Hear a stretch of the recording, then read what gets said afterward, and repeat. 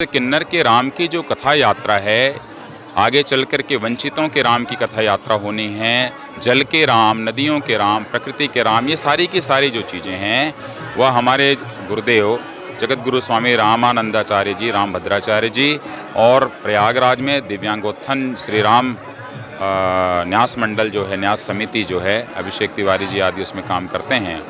उन सभी के मार्गदर्शन में और उन सभी के सहयोग से ये यात्रा जो है पूरे राष्ट्र में चलेगी और हो सकता है तो किन्नर समाज के लिए पूरे विश्व में भी हम इस यात्रा को लेकर के जाएंगे। ये बताएं कि आज 2 दिन किस तरह से यहाँ पर किन्नर श्री राम कथा हुई है और मानस कथा, और क्या महत्व है इसका किन्नरों के लिए? आमतौर पर किन्नर के लिए मानस कथा नहीं की जाती। किन्नरों के लिए यद्यपि सरकारें वर्तमान में काफ़ी काम कर रही हैं, तथापि यह सरकारों के बस की बात नहीं है। यह प्रत्येक व्यक्ति की आत्मा से जुड़ा हुआ मामला है कि जब तक कि व्यक्ति किन्नरों से मिलने में, उन्हें सम्मान देने में, कंधा से कंधा मिलकर चलने में जब तक कि झिझक खत्म नहीं करेगा, तब तक कि इनकी समस्या दूर नहीं होगी। इन्हें जिस तरीके से हम अपने पिता, पुत्र, बच्चों के साथ एक समानता के व्यवहार में चलते हैं, मित्रों के साथ मॉल में हो, बस स्टैंड में हो, रेलवे स्टेशन में हो, जिस तरीके से हम सबके साथ रहते हैं, वैसे ही इनके साथ जब तक नहीं रहेंगे, हम अपने अंदर के शर्म को जब खत्म करेंगे तब ये किन्नर समाज का उत्थान होगा, अन्यथा नहीं होगा।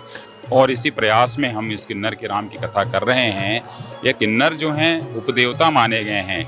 ऋग्वेद से लेकर के, ऋग्वेद में चारों वर्णों का उल्लेख नहीं है, परंतु सुर, असुर, देवता, उसमें नाग, तो किन्नर का उल्लेख किया गया है। तो वेद से लेकर, ऋग्वेद से लेकर के सारे शास्त्रों में किन्नर जो है उपदेवता के रूप में माने गए हैं। और कलयुग में आकर के उनके साथ यदि भेदभाव किया जाता है तो ये बहुत ही अनुचित है। इसलिए इस कथा का उद्देश्य ये है कि एक जागरण आए और मानस और रामायण के प्रत्येक कांड, प्रत्येक सोपान में इनका उल्लेख है।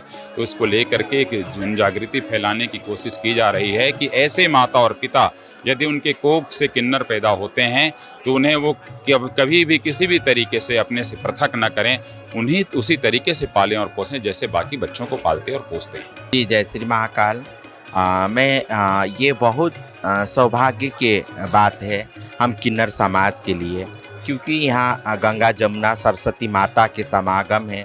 तो यहाँ पे आस्था और शक्ति और ज्ञान के समागम भी माना जाता है। तो ऐसे पटल धरती में हम लोग ने पहले बार किन्नरों के राम कथा, बहुत हम लोग जैसे रामचरितमानस में जितने भी पात्राएँ थे उनके हर एक का कथा सुनने का मिलता था। कौशल्या का राम कथा, केवट का राम कथा, आप भरत का राम कथा, लक्ष्मण का राम कथा, सबरी का राम कथा। ये पहली बार, ये भारतवर्ष में पहली बार ये किन्नरों का राम कथा ये मिला, और ये हमको मिला सर्वर करने का। और हमारे व्यासपीठ में डॉक्टर अशोक कुमार रघुवंशी जी के मुखार बिंदु से एक कथा सुनने का अवसर मिला। तो मैं तहे दिल से मैं उनको धन्यवाद देती हूँ और साधुवाद कहती हूँ। ये कथा सुनने से हम लोग को यही बोध हुआ, जितने हमारे किन्नर समाज में जो अपना धर्म छोड़ के, सनातन धर्म को छोड़ के दूसरे धर्म पे जाते थे, तो मेन उद्देश्य यही है कि हमारे बच्चे लोग को ये कथा सुनाया जाए और सनातन धर्म में हमारा स्थान क्या है ये चीज़ बताया जाए।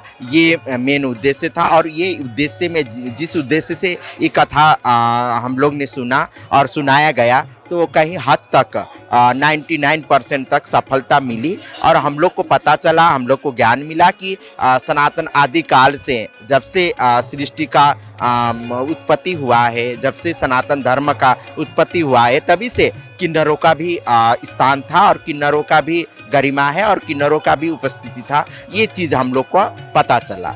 आज प्रयागराज में माघ मेला 2023 हमने अपनी लाइफ में, अपने जीवन में पहली बार ये देखा है कि किन्नर के ऊपर किसी ने मानस कथा सुनाई।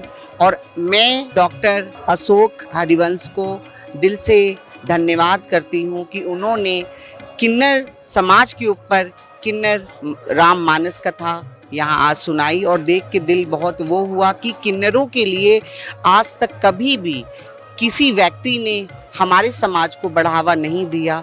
दुनिया ने हमें हमेशा झुकाते ही आए, तिरस्कार करते आए। तो मैं दिल से इनका धन्यवाद करती हूँ।